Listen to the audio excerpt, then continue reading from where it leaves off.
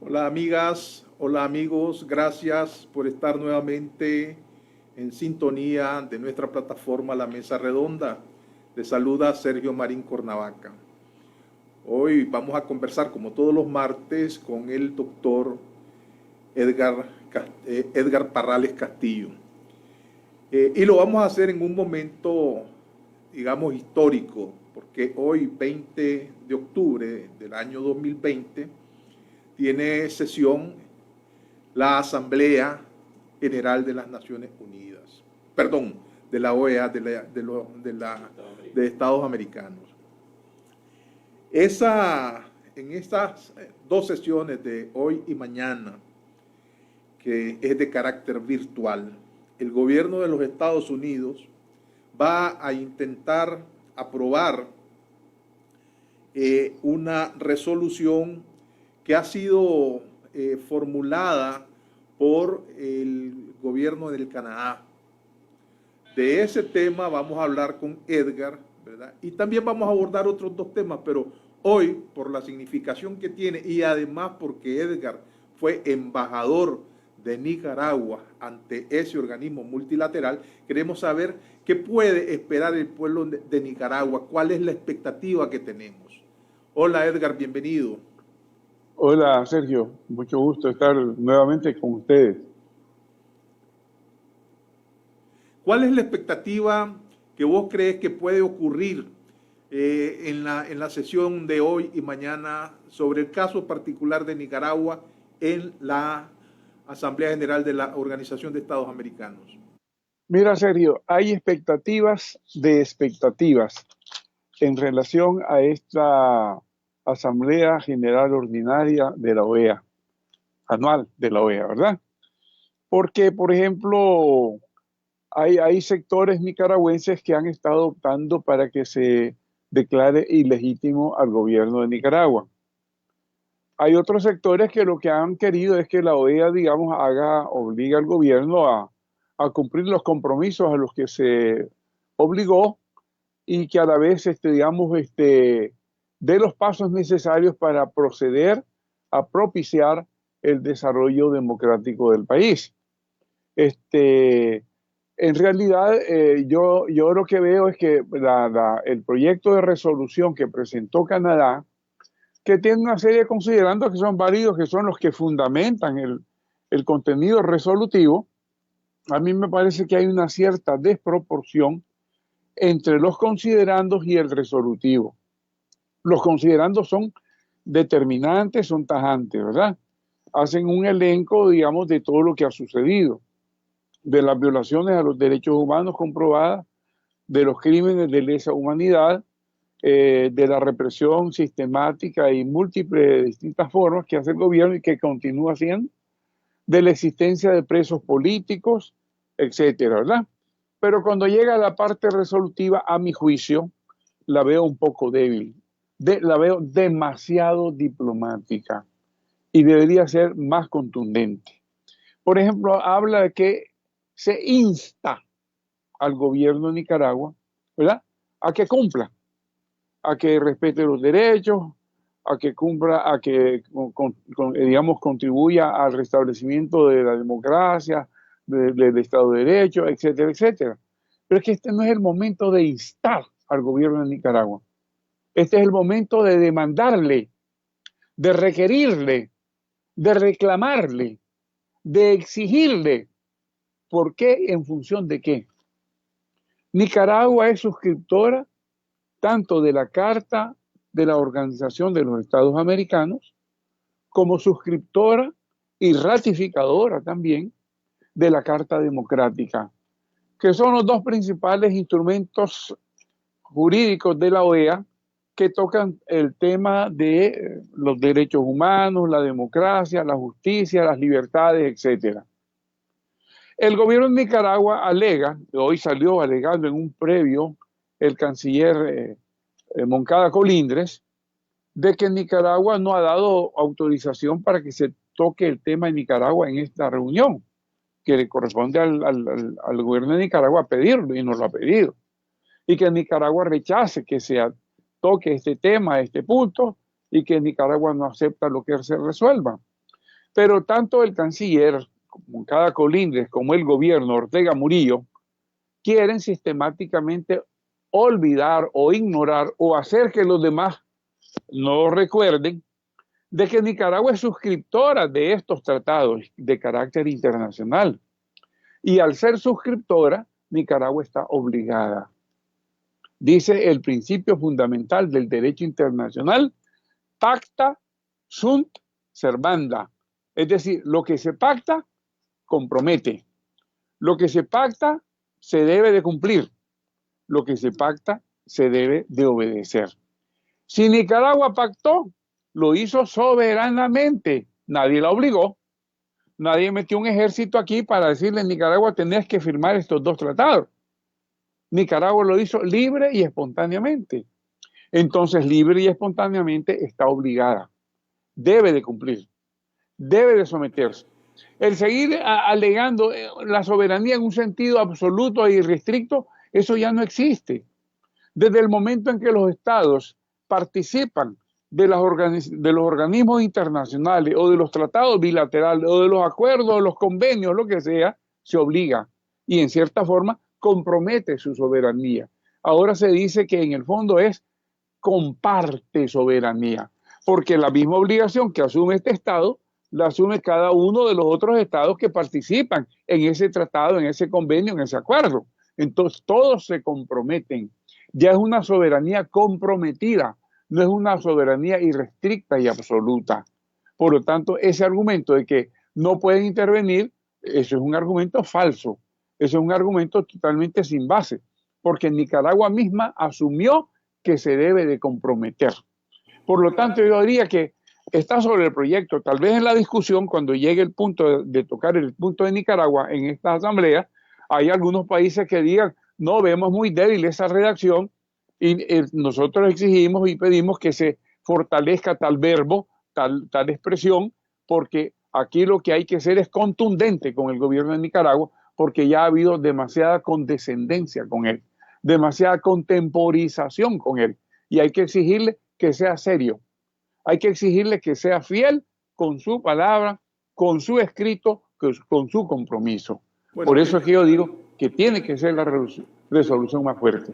Si bien no se habla allí de, digamos, de la declaración de forma, se posterga, porque dice muy bien, désele al gobierno de Nicaragua un plazo para que cumpla todo lo que ya ha suscrito y a lo que está obligado. Y hablan, digamos, de hacia el mes de mayo del año próximo, previo a que ya haya, digamos, cese de represión, liberación de presos políticos, recepción de los organismos internacionales de derechos humanos en el territorio nicaragüense, acogida de los exiliados que se han ido en formas que garanticen de verdad su seguridad, su estadía y todo, y que se hayan hecho las reformas en el campo o proceso electoral necesarias para que garanticen unas elecciones transparentes, observadas y verdaderas. Oye, pero en primer lugar yo diría que decirle que para mayo a más tardar es demasiado esperar. Yo diría que a más tardar para enero o febrero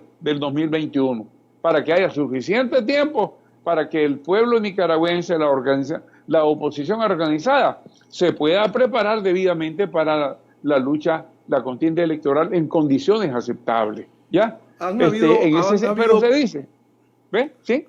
Han habido personeros del gobierno de los Estados Unidos, te voy a citar al encargado de Latinoamérica en el Departamento de Estado, el señor Michael Cossack. ¿Sí? Dijo que la resolución sobre Nicaragua, dijo él, es un texto fuerte, lo estoy citando, fuerte y con la vista puesta al frente. Abro comillas, fuerte al frente, cierro comillas, que urge al presidente nicaragüense Daniel Ortega a restaurar el orden constitucional, respetar los derechos humanos y celebrar elecciones libres y justas. En consecuencia, estas son las expectativas que el pueblo de Nicaragua se ha hecho en el sentido de las elecciones. Y habla de que las elecciones generales previstas para noviembre del próximo año, no más tarde de mayo del 2021. Exacto, a eso me refiero. En primer lugar, fíjate que es interesante que él usa la palabra urge. Sí. El texto del proyecto dice insta. La palabra insta es demasiado suave. Podría aceptarse la palabra urge, la que él está usando en ese comentario, en esa declaración. Ya es más fuerte la palabra urge. Yo estoy comentando que la palabra insta es demasiado suave. Hay que apremiarlo. Apremia al gobierno, urge al gobierno, reclama al gobierno, demanda al gobierno. Eso es lo que hay que hacer, ¿me entiendes? Algo más fuerte. Y él está, digamos, manteniéndose en el contenido del proyecto que dice a mayo del 2021. Yo, como muchos otros, pensaría que es demasiado esperar, que podría ser febrero del 21, varios meses antes, para que la oposición y el pueblo de Nicaragua tengan tiempo suficiente para organizarse, para prepararse, para todo lo que sea necesario para enfrentar unas elecciones que son decisorias y que verdaderamente demuestren la voluntad del pueblo. Estoy con él en el uso de la palabra urge o cualquier otra palabra que sea de exigencia. Pero quiero volver a las expectativas que se están haciendo, porque es donde vemos que el pueblo de Nicaragua muchas veces gasta sus energías y no en la dirección correcta. Yo no soy quien para decir qué es lo correcto o qué es lo incorrecto. Eso le corresponde a los políticos. Pero, por ejemplo, hay una gran expectativa de un sector de nicaragüenses reclamando la ilegitimidad de Daniel Ortega. ¿Es esto posible en una asamblea general de la OEA, Edgar? Mira, puede ser, pero de hecho no la veo que esté contenida o prevista, porque lo único que hay es ese proyecto de resolución, ¿verdad? Que no habla de declaración de ilegitimidad, habla de urgir al gobierno o instar al gobierno a que cumpla a lo que se ha comprometido y a lo que debe comprometerse. Y a la vez establece plazos de a qué fecha ya debe estar todo esto resuelto. Pero es que el otro punto es la llamada correlación de fuerzas, la llamada de quién tiene los votos suficientes para invocar el famoso artículo de la Carta Democrática Interamericana, el 20 o el 21, el 20. 21, sí. Entonces, el 20, eso en sí mismo es un sinónimo de ilegitimidad. Es decir, se saca, ¿verdad?, de la OEA porque sencillamente no cumple los parámetros de la Carta. ¿Qué más ilegitimidad que eso? Pero no se cuenta con los votos suficientes. Esa ha sido la historia en el pasado. ¿Es diferente en este caso? Bueno, precisamente dos cosas. La Carta contempla que para declarar la suspensión, no la expulsión, la suspensión de Nicaragua tiene que ser en una asamblea extraordinaria. Esta es una asamblea ordinaria, anual, ¿verdad? Y en segundo lugar,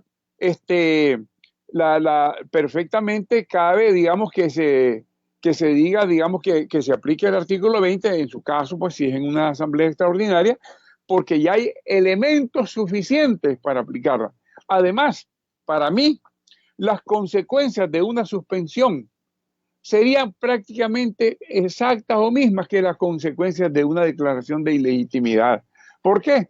Porque daría carta abierta, primero a la OEA para que le cierre todas las puertas al gobierno, y segundo para que los países miembros tomen todas las decisiones necesarias, políticas, diplomáticas, económicas, para precisamente ser consecuentes con esa, ya sea declaración de ilegitimidad, ya sea con esa, digamos, suspensión de Nicaragua.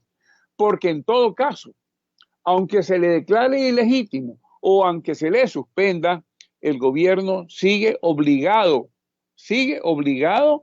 con los compromisos contraídos y sigue obligado, digamos, a respetar todos los derechos humanos, la democracia y todo lo demás. Porque el declararlo ilegítimo no quiere decir que se le está corriendo. Y el suspenderlo tampoco se le está corriendo. Se le está diciendo ahorita, vos no sos apto para estar en el seno de la OEA activo, porque no has demostrado tener méritos para ello, ¿verdad? Pero estás obligado. De manera que yo digo, pues, que lo que pasa es que en esta sesión no se puede destacar lo de la suspensión, porque es una asamblea ordinaria. Ahí solo que terminando la ordinaria, alguien propusiera que a continuación de esta asamblea se abra a una extraordinaria, porque están todos participando y se podría, ¿verdad? Que a continuación, de inmediato, a continuación de la ordinaria, se abra a una extraordinaria. Podría ser. Y de la declaración de ilegitimidad en el proyecto no está mencionado. ¿Qué quiere decir eso? Que los estados lo ven un poquito más delicado, un poquito más difícil, hoy por hoy al menos, ¿verdad? Posiblemente, llegado el término en el plazo que se le ha dado al gobierno para que cumpla, sea febrero, como me parece a mí, o sea en mayo, como dice el proyecto, ¿verdad? Y el gobierno no ha cumplido, ahí puede ser que tenga fuerza la declaración de ilegitimidad, ¿ya? Para su aplicación por parte del organismo, porque se va a ver que definitivamente este gobierno es un gobierno irredento, es un gobierno irrestricto, es un gobierno que no está dispuesto a cumplir a lo que sea, digamos, comprometido, que es lo que establecen estos tratados fundamentales, el de la Carta General de la OEA y el de la Carta Democrática, que dice, mira, por ejemplo, en el artículo 7, en el 3, son elementos esenciales de la democracia representativa, entre otros, el respeto a los derechos humanos y a las libertades fundamentales, el acceso al poder y su ejercicio con sujeción al Estado de Derecho. Pero cuando se accede al derecho con trampa, con fraude, ya no es con sujeción al Estado de Derecho. La celebración de elecciones periódicas, libres, justas y basadas en el sufragio universal y secreto como expresión de la soberanía del pueblo. El régimen plural de partidos y organizaciones políticas y la separación e independencia de los poderes públicos. Apartados todos, puntos todos, que el gobierno de Nicaragua viene irrespetando, viene pisoteando desde el 2007 para acá. Y ya en este momento en una forma ya absoluta, ya casi como con desparpajo, con falta de la más absoluta ética y como lanzado a la calle, ¿verdad? Como no importándole absolutamente nada. Entonces sí, yo diría que llegado el plazo que se le establece en la resolución y no cumple, se le podría decir muy bien, declarémoslo ilegítimo y se podría pasar ya a otros, digamos, a otros pasos, a otras situaciones. Me parece, ¿verdad? ¿Tendría voluntad política el gobierno de la dictadura de Ortega cumplir una resolución cabalmente emitida por parte de la OEA? Mira, tal como están las cosas y como veo las cosas, estoy seguro que va a seguir resistiéndose, porque ellos están decididos a morir con las botas puestas. Ellos están decididos a resistir hasta el último aliento que les quede. Pues entonces, bueno, ni modo, vamos a tener que llegar hasta el último aliento, ¿verdad? Y vamos a tener que digamos, que concederles pues que mueran con las botas puestas, ¿ya?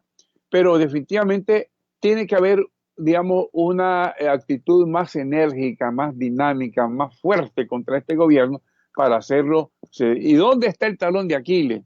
En lo económico, en la medida en que se le cierran las puertas de todos los organismos internacionales financieros, que se le cierran las puertas de la cooperación europea, de la cooperación latinoamericana, de la cooperación norteamericana, que se le cierran las puertas de los tratados de libre comercio, que se le cierran todas las puertas y cuando se encuentre ya sofocado, que no va a poder tener dinero ni para comerse la tortilla de cada día, pues va a tener que verse obligado. Pero se ve que es un gobierno que no, digamos, atiende a razones, sino solo a la fuerza. Como dice un dicho, digamos, no es lo mismo la razón de la fuerza que la fuerza de la razón, ¿verdad? Van a tener, hay que llegar No es a un eso. argumento, no es un argumento que cuando lo contrastamos, por ejemplo, con la voluntad férrea de la política cubana, por ejemplo, donde se ha mantenido durante casi más de 50 años en el poder y el pueblo cubano pauperizado completamente, pero el clan político militar en la isla vive muy bien y ha ahorrado sus buenos chambulines. Eso es lo que le puede esperar al pueblo de Nicaragua si no hay una contundencia en las acciones, por un lado. ¿Qué haría que Ortega, por ejemplo? Te voy a poner un caso concreto. El INS está sumamente golpeado, eso en parte generó la crisis de abril del 2018, porque hubo un decreto prácticamente confiscatorio donde le reducía a los pensionados el 5% de sus ingresos por pensiones. Ese INS ha venido perdiendo una serie de afiliados, o sea, que no están cotizando, ¿verdad? Porque Más de han 200 perdido el mil. empleo. Lo otro es que ha aumentado la cantidad de gente que ha ingresado al periodo de jubilación y que ya es necesario que empiecen a tener el dinero por la jubilación. Entonces, Sí, los fondos. ¿cómo hace el Instituto Nicaragüense de Seguridad Social en el juego de las tapitas? ¿Dónde está la bolita? ¿Dónde está la bolita? Hay deserción de gente cotizando con dinero fresco, hay ingreso, ¿verdad?, de jubilados, que significa erogación, salida de dinero, y un INS, y además el gobierno no le está asignando la deuda Caribe que obtuvo o que ha venido obteniendo a lo largo del tiempo por no pagar el seguro social de sus propios trabajadores en el Estado. Entonces, te lo pongo como ejemplo para ver cómo hace si recibe las remesas familiares de los amigos del oro blanco, ¿verdad? ¿Cómo hace el gobierno? ¿Cómo haría el gobierno? Pues podría hacer esas triangulaciones misteriosas y sostenerse. No es la economía, entonces. Precisamente el ejemplo del INS sería, digamos, el retrato de lo que sucedería en las finanzas generales del Estado. Llega un momento en que ya el INS pueda no tener cotizantes suficientes, no solo para pagar pensiones de jubilación, sino para pagar, digamos, los servicios de las prestaciones sociales que debe pagar el INS. Y ya no pueda ni pagar, digamos, el pensión de accidente, pensión de maternidad, pensión de enfermedad, de todo lo que tenga que pagar, ¿verdad? Eso es que puede provocar que gente que está cotizando y está activa se moleste. Ahí tendrías un sector de inconformidad grande, más el sector de los jubilados también inconformidad grande. Solo hablando del INS, ¿verdad? Traslademos esto a todos los distintos órdenes de la estructura del Estado. Cuando los ministerios no tengan cómo pagarle a sus empleados, cuando no tenga el gobierno cómo pagarle a los soldados, a los militares y a los policías, cuando ya no tenga cómo pagarle a los paramilitares, que van a ser los primeros a los que va a despachar. Y eso van a quedar descontentos porque ya les dio la miel del pago en la represión, y no se van a quedar contentos porque antes de la represión habían estado pasando hambre y ahora vuelven a pasar hambre. Y va a estar también el problema de la población, porque vamos a tener menos empresas, más desempleo, más pobreza, más hambre, más tentación de asaltos para sobrevivir. O sea, se va a ir creando y provocando un caos incontenible. A eso me estoy refiriendo. Ellos están provocando eso. Parece que ellos quieren llegar allí. pero eso mismo se les puede revertir como un boomerang. Un pueblo enteramente sofocado, digamos los militares, que no les pagan y tienen armas, ¿eh? Digamos los policías que no les pagan y tienen armas, ¿qué van a hacer? ¿Qué van a hacer? Se les pueden revertir diciendo, estos carajos nos han llevado a esto, nos están sacrificando a todos y no hay razón ni justicia para ellos. Entonces vamos a propulsar mejor un cambio. ¿Ya? El discurso... Más o menos. Ahora, la comparación con Cuba. Acordate que lo de Cuba hasta cierto punto fue objeto de un acuerdo entre las dos potencias en la Guerra Fría, ¿verdad? No me tocas a Cuba, le dijo Rusia, y yo no te toco a Ucrania, ni a Georgia, ni a ninguno de los, ni Rumania, a ninguno de los otros que están por aquí, ¿verdad?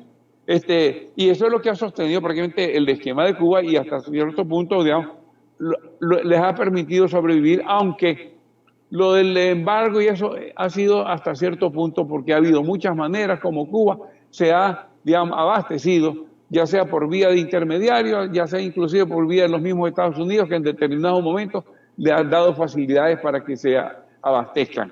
En el caso de Nicaragua es diferente. Primero que no estamos, digamos, en el plano de un compromiso entre potencias para que nos usen como peón de intercambio. Segundo, que las condiciones internas de Nicaragua son diferentísimas. Hay toda una población mayoritaria que no tiene esa concepción del socialismo o del marxismo, que más bien tiene una mentalidad democrática. Hoy por hoy no le interesa a Estados Unidos tener a un país más en la esfera del socialismo. Somos un país intercontinental, no somos una isla. Nuestros mismos vecinos no pueden estar contentos con esa situación porque les afecta a ellos también. Son condiciones totalmente diferentes, ¿ya? Y por eso no creo que, digamos, se vaya a permitir que el gobierno Ortega Murillo se salga con la suya. Edgar, ¿qué comentarios tenés? No sé si lograste escuchar la intervención del dictador Ortega ayer noche en la Plaza de la República o Plaza de la Revolución o Plaza de la Fuente o Plaza del Gobierno Vacío, como querrás llamarle. Sí, lamentablemente no tuve la oportunidad de escucharlo todo porque no sabía que se iba a dar. Fue que por casualidad ya lo agarré en un momento cuando estaba casi como terminando. Si bien, te digo una cosa, si bien estos discursos de Ortega son como tomarse un purgante de ricino, ¿verdad? Hay que escucharlo porque siempre es importante ver qué es lo que va a decir, aunque mucho de lo que dice es repetición de lo mismo, ¿verdad? Son discursos cansinos, tanto en la forma de hablarlo como en los contenidos de lo que dice, y además es obsoleto, son generalmente discursos obsoletos. Ortega no calificaría ni para presentador de televisión, ni calificaría para un presentador de un programa de radio o cosa por el estilo, porque definitivamente lo poncharían bien rápido, ¿verdad? Por otro lado, su discurso, y el de ayer es de ese estilo, es un discurso mentiroso, cínico, ¿ya? Él la historia la cuenta a su modo, la acomoda a su conveniencia y a su interés. Es un manipulador de las cosas. Y no le interesa. Igualmente se trae un camello, un elefante, ¿verdad? Y lo eruta y no le hace nada. Por ejemplo, escuché que negó la existencia de presos políticos. Hombre, ¿a quién está engañando? No engaña ni a los mismos guardias, ni a los soldados, ni a los policías, ni a todas las distintas estructuras del MIN, que era lo que estaban celebrando el no sé cuánto aniversario, ¿verdad? Ni a los del sistema penitenciario, ni a los de la policía, ni a los bomberos que ellos manejan, a nadie. Ni a eso engaña, porque todo el mundo está claro de que hay presos políticos. Él rotunda y rotundamente lo niega. Luego llama mentirosas a las madres de los presos políticos y a los familiares, diciendo que ellas mienten al decir que no las tratan bien, que les crean enormes problemas. Yo tengo un montón de testimonios de gente que han llegado, que los vejan, que los ultrajan, que los humillan, que hacen lo que quieren con la gente, ¿verdad? Y ponerse a negar eso realmente, digamos, es algo que va contra la razón, contra la lógica, contra el sentido común, contra todo. Luego establece una comparación entre lo que son las condiciones de la cárcel ahora y lo que eran las condiciones de la cárcel cuando él estaba. Realmente, según él, las cárceles de ahora son una maravilla. Son un hotel de 5 estrellas, ¿verdad? Y muy al contraste de cuando era la cárcel cuando él estaba, definitivamente. Entonces, todo eso te demuestra que es una persona que no tiene el más mínimo atisbo de ética, ningún empacho de moralidad, ningún respeto de decencia, nada, absolutamente nada. Porque digo que es un cínico absoluto, ¿ya? Es un tergiversador de los hechos y es un irredento portosudo, definitivamente. ¿Qué dijo? Esencialmente nada importante. Pero bueno, se le escucha porque, como digo, hay que estar atento a todo lo que sucede, ¿ya? Aunque no es nada agradable propiamente escucharlo. Eso es lo que te puedo decir respecto a su discurso de ayer. Muchas gracias, Edgar, por tu tiempo y por tu gentileza. Gracias. Vamos a esperar, vamos a estar a la expectativa. Yo no voy a dudar en llamarte para estar al tanto, hacer un resumen breve de unos 6 minutos, ¿verdad? Al final del día, si podemos tener alguna intervención. A ver, ¿qué pasó pues al final del día en la OEA hoy? Perfecto. Gracias, estoy también Edgar, al tanto de cómo se va desarrollando la sesión de la Asamblea. Tengo entendido que está hablando el representante de los Estados Unidos en este momento. Muchas gracias, Edgar. En el proceso del debate se mejore el proyecto, se fortalezca, se enriquezca. Más contundente. Sí, exactamente. Muchas gracias a ustedes, amigas y amigos. En cualquier momento podemos estar de regreso. Si no, lo haremos mañana. Hay 2 días de sesión y vamos a estar al tanto de lo que ocurra allá para ver cómo nos beneficia en contra de la dictadura de Daniel Ortega.